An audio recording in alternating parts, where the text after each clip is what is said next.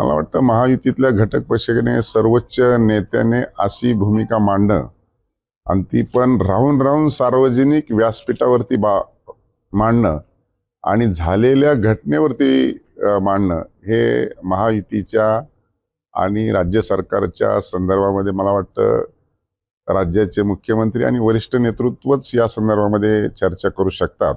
त्यामुळं मी याच्यामध्ये सफर झालेलो आहे आणि माझ्यावरती ही घटना झालेली आहे. त्याच्यामुळे मी अधिकच याच्यावरती काही बोलू शकत नाही. शेवटी त्या सगळ्या विषयाचा मी बळी ठरलेलो आहे.